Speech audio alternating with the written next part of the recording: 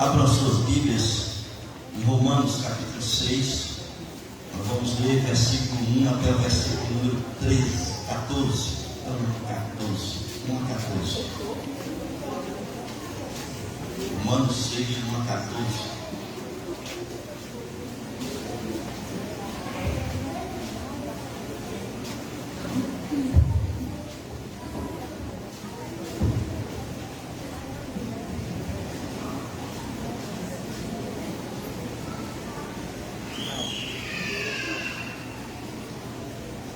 Diz assim então a palavra do Senhor.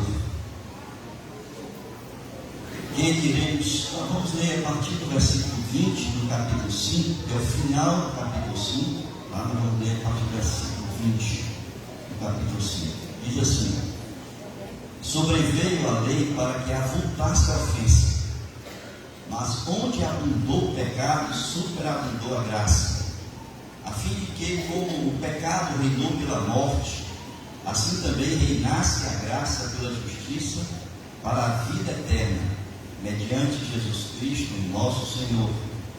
E diremos, pois, permaneceremos no pecado, para que seja a graça mais abundante?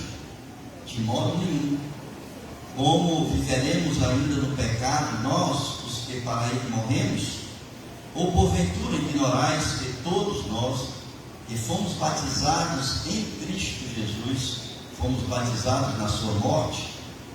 Fomos, pois, sepultados com ele na morte pelo batismo, para que, como Cristo foi ressuscitado dentre os mortos, pela glória do Pai, assim também andemos nós em novidade de vida. Porque se fomos unidos com ele na semelhança da sua morte, certamente seremos também na semelhança da sua ressurreição. Sabendo isto, que foi crucificado com ele o nosso velho homem, para que o corpo do pecado seja destruído, e não sirvamos o pecado como escravos, porquanto quem morreu está justificado do pecado. Ora, se já morremos com Cristo, cremos que também com ele viveremos, sabedores de que, havendo Cristo ressuscitado dentre os mortos, já não morre, a morte já não tem domínio sobre ele. Pois quanto a ter morrido de uma vez para sempre, morreu para o pecado, mas quanto a viver, vive para Deus. Assim também vós considerai-vos mortos para o pecado, mas vivos para Deus em Cristo Jesus. Não reine, portanto, o pecado em vosso corpo mortal, de maneira que obedeçais às suas paixões. Nem ofereçais cada um os membros do seu corpo ao pecado como instrumentos de iniquidade, mas oferecei-vos a Deus como ressurretos dentre os mortos, e os vossos membros a Deus como instrumento de justiça. Porque o pecado não terá domínio sobre vós, pois não estáis debaixo da lei, e sim da graça. Amém? Queridos, nós daqui a poucos instantes estaremos batizando 4 pessoas que tomaram a decisão de receber Jesus como seu único e suficiente Senhor e Salvador. E muitas vezes nós passamos por diversas etapas dentro do Evangelho, mas nós não somos muitas vezes capazes de entender na profundidade o que realmente é o Evangelho. E por muitas vezes nós não entendemos exatamente o Evangelho, nós não vivemos ele na sua intensidade. E também nós somos, vamos dizer assim, abençoados ao ponto de tudo aquilo que o Evangelho pode oferecer a todos nós que somos parte do corpo de Cristo. Às vezes nós somos abençoados em parte. Muitas vezes nós vivenciamos em parte o Evangelho. E muito mais, não porque nós não queremos ser mais ainda participantes do Evangelho, mas muito mais porque nós ignoramos a profundidade deste Evangelho. Paulo, ele fala exatamente isso aqui. Quando ele fala aqui no versículo de número 3, do capítulo 6, ele diz: porventura ignorais que todos nós que fomos batizados em Cristo Jesus fomos batizados na sua morte. Então, quando ele fala isso, ele está colocando diante de nós uma falta de conhecimento do Evangelho. Esse ignorais aqui é não ter conhecimento, não conhecer na profundidade que nós devemos conhecer o Evangelho. E ele então passa a descrever alguns pontos que são importantes e necessários para que nós venhamos usufruir de tudo aquilo que o Evangelho nos oferece. E nós o fazemos de parte. É como nós comprarmos um aparelho celular, por exemplo, de última geração, e nós só usarmos esse aparelho para telefonar, receber ligação, ou então para usar o WhatsApp.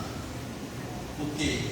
Nós estamos usando de uma forma onde todos os recursos desse aparelho nós não estamos sendo beneficiados de todos os recursos desse aparelho que poderíamos estar.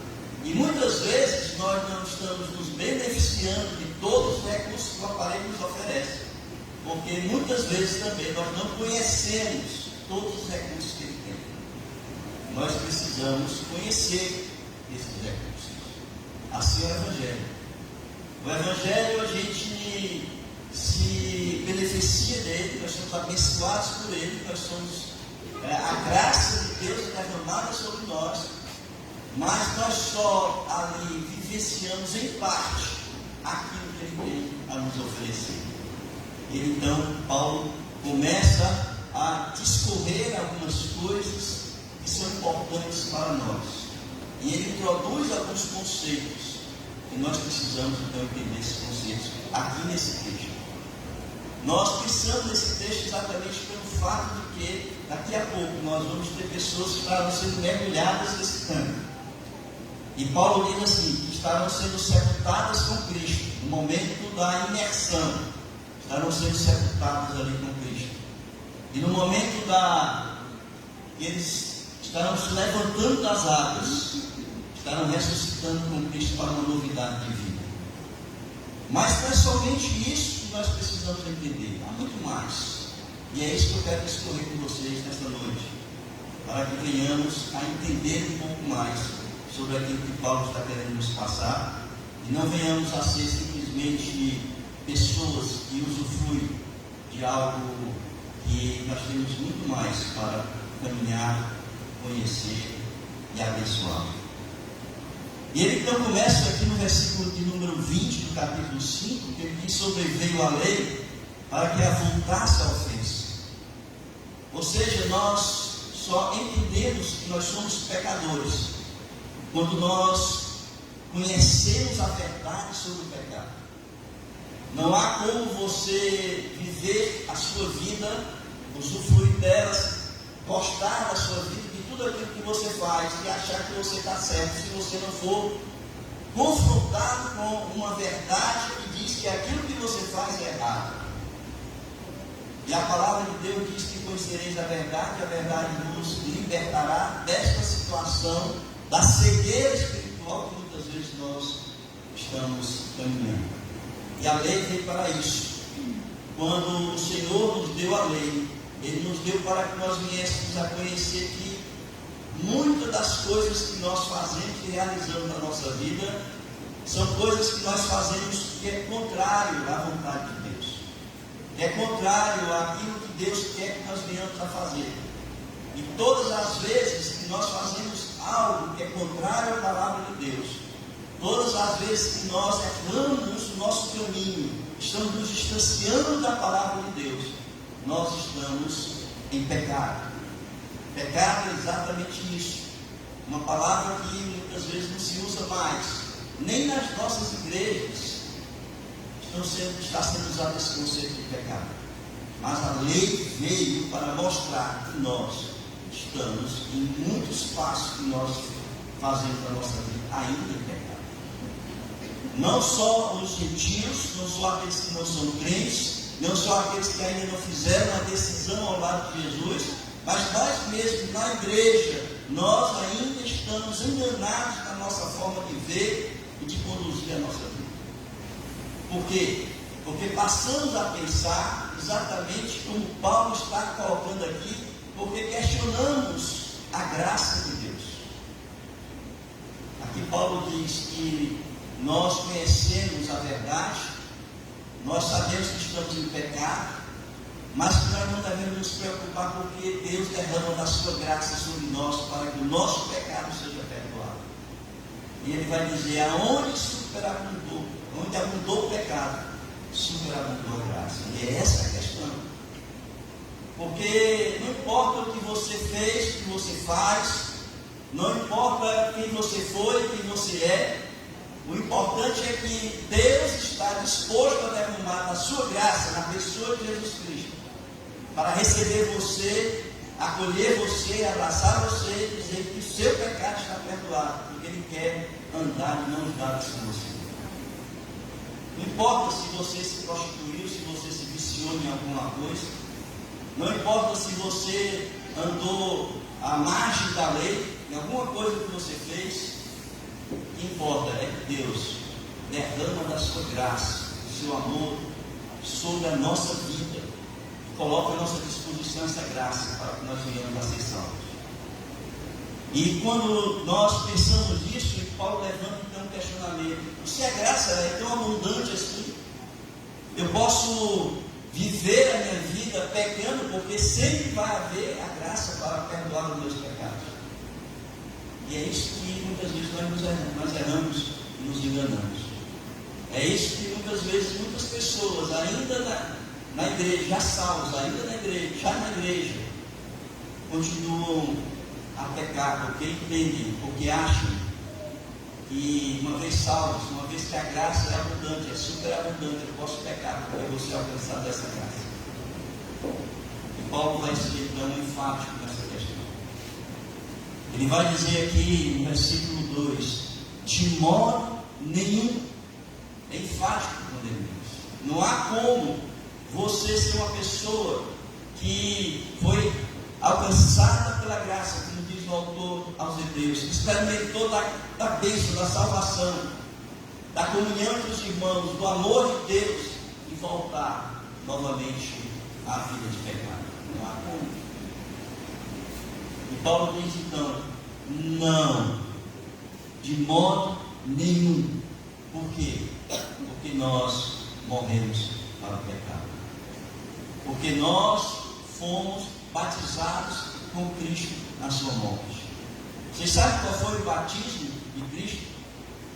Foi na cruz do Calvário. O batismo de Cristo foi quando Ele deu a sua vida voluntariamente, quando Ele passou por toda a sua paixão, que foi o seu momento da dor, do sofrimento, o momento que Ele foi humilhado enquanto pessoa, na pessoa humana de Cristo, quando Ele foi cuspido, quando foi colocada a coroa de espinho na sua cabeça, depois crucificado ali na cruz do Calvário. Esse foi o batismo de Jesus. Nos momentos mais difíceis da vida de Cristo, quando ele, em profunda angústia, ele vai à presença do Pai e ele diz: não seja como eu quero, mas como tu queres, porque o meu Espírito está pronto. E ele se entrega para que nós pudéssemos ser salvos. E Paulo diz aqui no versículo 3 que nós todos fomos batizados em Cristo Jesus. Todos nós que fomos batizados em Cristo Jesus, fomos batizados na sua morte. Fomos batizados na sua morte. Ou seja, o batismo que Jesus passou, quando nós o recebemos como nosso único e suficiente Salvador, nós também passamos com ele. Difícil entender isso, porque nós não recebemos os pregos na nossa mão, nós não fomos surrados, nós não fomos humilhados como Jesus Cristo foi. Mas a Bíblia, ela nos mostra algo que é interessante, e é aqui que nós precisamos entender o que Paulo quer nos mostrar. Não é apenas esse versículo 4, quando ele diz que nós somos sepultados, passamos pelo batismo com Cristo, portanto nós fomos sepultados na sua morte e ressuscitamos com ele, quando ele foi ressuscitado pela novidade de vida.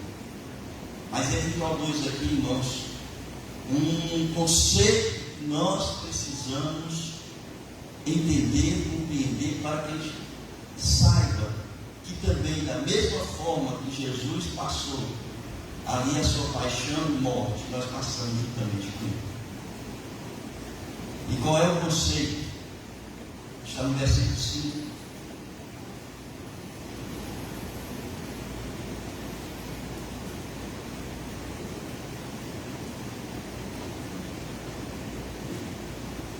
Versículo número 5 diz: porque se fomos unidos com ele na semelhança da sua morte, certamente seremos também na semelhança da sua ressurreição.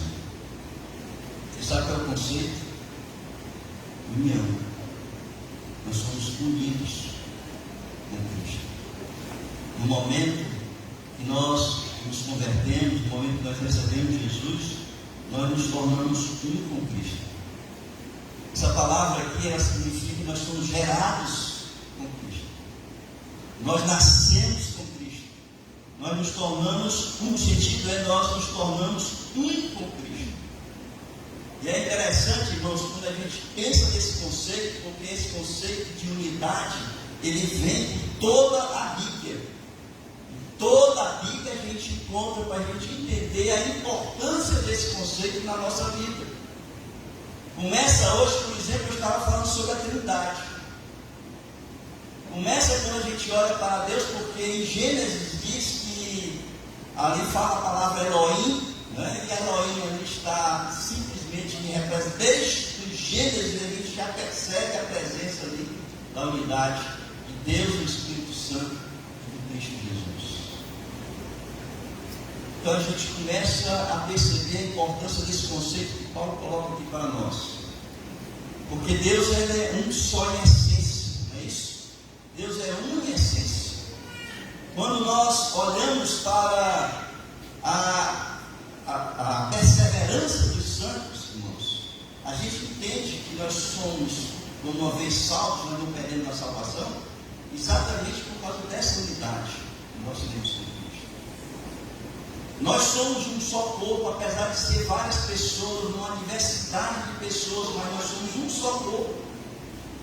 Veja então como a cada momento da palavra de Deus, esse conceito é colocado diante de nós, para nós entendermos a importância dele, nós olharmos para a cruz, nós nos enxergarmos juntamente com Cristo ali na cruz, na forma como ele foi crucificado. Nós somos um com Cristo. Se ele morreu, por que nós morremos com Cristo? Porque nós nos tornamos um. A morte de Cristo é a nossa morte.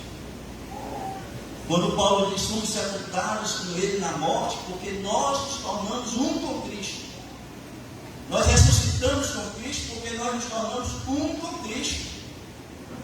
Então a gente não pode simplesmente olhar de uma forma distante sobre tudo aquilo que Jesus fez. Não podemos apenas imaginar, mas nós temos que nos colocar na cruz, onde o velho homem ali também foi crucificado com Cristo. Paulo diz isso aqui, que o velho homem morreu na cruz, ali juntamente com Cristo. Quem é o velho homem? É o homem do pecado, o homem é o Adão, não é isso? É o Adão. Quando Adão pecou, caiu, todos pecaram, porque éramos um em Adão. Mas pela obediência de um só, todos são salvos, porque nos tornamos um com Cristo. Obediência de um só.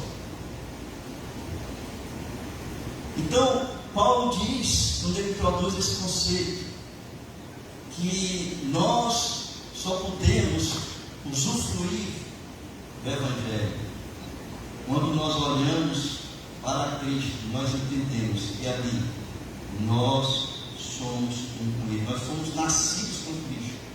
Nós somos gerados com Cristo. Portanto, nós somos um só na pessoa de Jesus Cristo. É interessante, irmãos, que quando a gente evolui nesse conceito, porque a gente precisa olhar para Jesus e se enxergar nele. Paulo vai dizer assim: não sou eu quem vivo, não sou mais eu quem vivo, mas é Cristo quem vive em mim. Olha o conceito de Paulo. O sentido ali é da unidade de uma só pessoa, porque Cristo é quem vive, Cristo é quem está nele. Então veja, se a gente for pensar aqui, a gente vai ver que em toda a Bíblia nós estamos falando de uma unidade. A igreja primitiva, ela já vai se formar dentro desse conceito da unidade, porque só existe comunhão quando existe unidade. Quando há diversidade, Paulo vai falar isso em 1 Coríntios, estava vendo aquelas confusões, intrigas dentro da igreja de Corinto, então a gente vai perceber que ali não estava vendo, ali não tinha um só corpo, unidade. Por isso é que é importante. Então Paulo vai dizer assim: você só vai entender o Evangelho, você só vai entender que você morreu para o pecado, você só vai entender que você ressuscitou com Cristo para uma novidade de vida, para ser beneficiado através da sua santificação em Cristo Jesus, se você entender que agora você é um só com Cristo Jesus. Amém? Amém. E Paulo então continua nesse texto aqui. Ele fala sobre os efeitos dessa união com Cristo.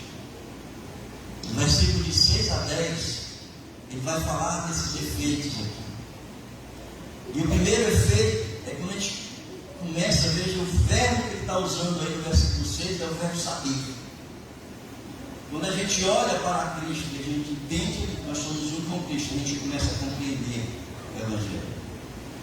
Versículo 6 diz: sabendo isto, que foi crucificado com ele o nosso velho homem, para que o corpo do pecado seja destruído, e não sirvamos o pecado como escravos, porquanto quem morreu está justificado. A gente então começa a perceber, saber. Antes a gente era ignorante, antes a gente não conhecia, antes a gente não compreendia, mas agora, enxergando dessa forma, a gente vai compreender, a gente vai saber que nós fomos crucificados ali com Cristo. O velho homem, o Adão, foi crucificado ali. O homem do pecado foi crucificado, por isso ele morreu. O corpo do pecado, ele morreu ali, naquele momento ali na cruz do Calvário. Então, primeiro é saber que o corpo do pecado se tornou inoperante. Quando Paulo diz assim: o corpo foi destruído, a carne foi destruída, ele está dizendo que se tornou inoperante. Significa dizer que não tem mais uma ação no sentido de buscar o prazer do pecado na sua vida. Inoperante é o que significa aquela palavra no grego. Por isso é que a velha natureza adâmica que os homens passam a possuir após a queda de Adão, na verdade se tornou agora inoperante. A segunda verdade, aqui nesse saber, está no versículo 9. Primeiro é que foi crucificado com ele o nosso velho homem, para que o corpo do pecado seja destruído e não se vamos do pecado como escravos, porquanto quem morreu está justificado do pecado. Ora, se já morremos com Cristo, temos que também com ele viveremos. A segunda coisa, está no versículo 9, que a gente passa a saber a partir daí, é de que, havendo Cristo ressuscitado dentre os mortos, já não morre, a morte já não tem domínio sobre ele. Ou seja, irmãos, nós vencemos a morte, vencemos o pecado, vencemos a morte. Nós ressuscitaremos para a vida eterna. Nós seremos pessoas que estaremos ansiando o dia de nós sermos glorificados para estarmos com Jesus. Por quê? Porque nós ansiamos a vida eterna. Nós queremos isso. E aqui nós precisamos saber que um dia nós vamos ser chamados para estarmos com Jesus. E ali nós usufruímos desse grande prazer de estar louvando, cantando, glorificando o nome de Deus, justamente ali, com todos os santos. Então, a segunda coisa que nós precisamos saber, a segunda verdade, é que a morte já não tem domínio sobre Cristo. Ela foi derrotada com a ressurreição de Jesus. O apóstolo Paulo escreve ali em 1 Coríntios capítulo 15, 54 a 57. Tragada foi a morte pela vitória. Onde está a morte, a tua vitória? Onde está a morte, o teu aguilhão? O aguilhão da morte é o pecado, e a força do pecado é a lei. Graças a Deus que nos dá a vitória por intermédio de nós, Senhor Jesus Cristo. Nós somos vitoriosos porque Cristo foi vitorioso sobre a morte, e nós, um com Cristo também, nos tornamos vitoriosos. Segunda coisa, primeiro é saber esses dois momentos. A outra coisa é considerar, versículo 11. Assim também vós considerai-vos mortos para o pecado, mas vivos para Deus em Cristo Jesus. Não reine, portanto, o pecado em vosso corpo mortal, de maneira que obedeçais às suas paixões. Então a segunda coisa é considerar. O primeiro verbo aí é saber. Primeiro verbo. O segundo verbo qual é? Considerar. Essa palavra considerar significa se apropriar. Se apropriar dessa verdade. Você agora sabe que você morreu com Cristo lá na cruz, mas você precisa se apropriar disso. Se você ainda anda pecando, você ainda não se apropriou dessa verdade. Então aqui diz Paulo, você precisa saber. Não é só saber, você precisa fazer, você precisa se apropriar dessa verdade, tomar posse dessa verdade. Então aqui diz, considerai-vos, portanto, que mortos para o pecado. Se aproprie disso, viva isso, se considere morto para o pecado, mas vivo para Deus. Você morreu para o pecado, mas agora você vive unicamente para agradar a pessoa de Deus. Então viva de forma que você esteja realmente morto para o pecado, não dê prazer no pecado. Viva de forma que você esteja vivo para Deus em Cristo Jesus. E isso significa que o cristão não deve permitir que o pecado reine em sua vida. Mente, coração não podem se colocar agora à disposição do pecado, mas a serviço de Deus. O terceiro verbo que a gente encontra aqui. Então, o primeiro é saber, o segundo é considerar, e o terceiro é obediência. Versículo número 12. Não reine, portanto, o pecado em vosso corpo mortal, de maneira que obedeçais às suas paixões.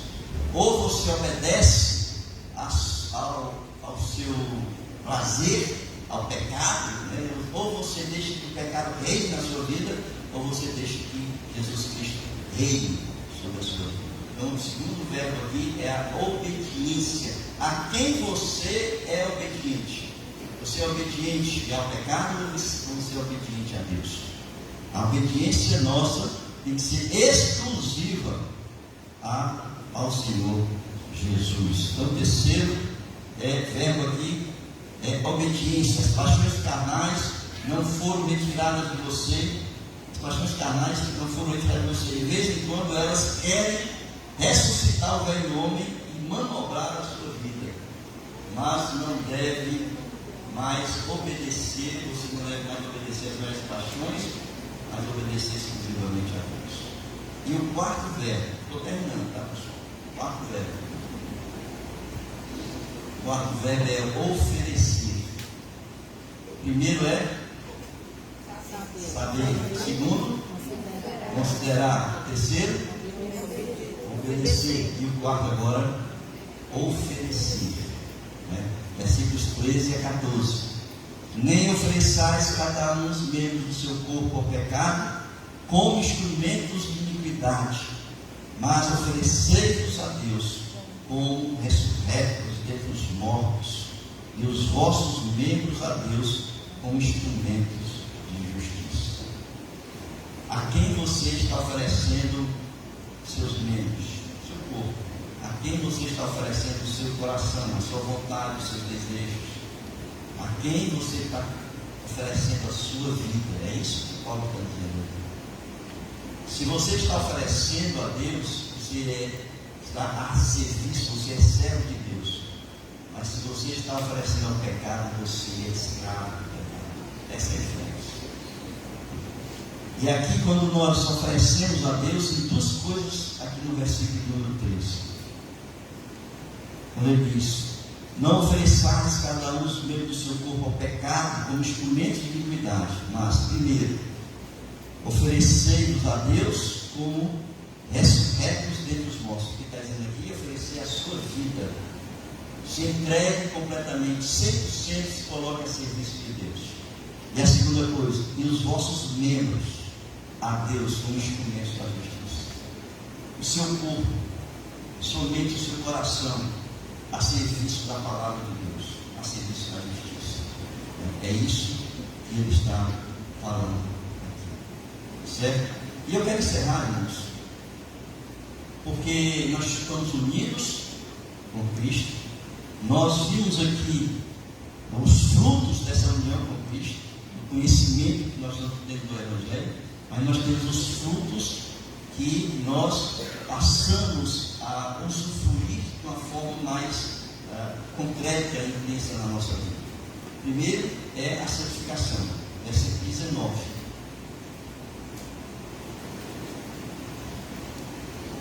Versículo 19 diz: falo como homem por causa da fraqueza da nossa carne, assim como oferecestes os vossos membros para a escravidão da impureza e da maldade para a maldade. E assim, oferecer agora os vossos membros para servirem à justiça e para a santificação.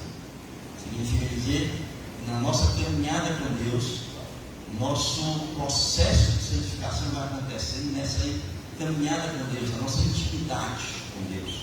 Quando nós passamos então a conhecer a Deus e nós recebemos de Deus o seu amor, o seu cuidado, e a transformação do Espírito Santo na nossa vida vai acontecendo à medida que nós estamos usufruindo aí desta intimidade com Deus. E a outra coisa, outro fruto concreto que nós temos é a vida eterna, versículos 20 a 23. Naquele tempo, que resultado escolheste? Somente as coisas de que agora vos envergonhais, porque o fim delas é a morte. Antes da sua conversão, você tinha uma vida, você olhando para ela, você vai se envergonhar daquilo que você era, daquilo que você fazia. Paulo está dizendo isso. Antes, o fruto era só vergonha. Você só colheu vergonha daquilo que você fez. Mas aí ele vai dizer o seguinte, continuando aqui: agora, porém, libertos do pecado, transformados em servos de Deus, tendes o vosso fruto para a santificação, e por fim, a vida eterna. Então, a primeira é a santificação, a segunda é a vida eterna. Por quê? Porque o salário do pecado é a morte, mas o dom gratuito de Deus é a vida eterna em Cristo Jesus, nosso Senhor. Amém, irmãos? Que coisa interessante, né? Por quê? Porque o salário do pecado significa dizer que nós estamos em dívida. O salário do pecado, aquilo que a gente recebe do pecado, de ter usufruído dos nossos prazeres carnais, da nossa própria vontade, o que a gente recebe é a morte. Esse é o salário. Agora, se a gente for olhar esse versículo, não está dizendo que o salário da nossa salvação, o salário da nossa entrega, o salário da graça, está dizendo isso. Por quê? Porque Deus não deve nada a ninguém. O que Deus derramou sobre nós foi a sua graça. Foi um favor merecido que nós recebemos. Ele derramou sobre nós o seu amor imensurável. Porque diz a palavra de Deus que Ele nos amou de tal maneira, que deu seu Filho unigênito para todo aquele que nele crê não pereça, mas tenha a vida eterna. Então Deus não deve nada a ninguém, não é salário, mas sabe o que é? É um dom. Diz aqui, o dom gratuito de Deus. Coisa incrível, irmão.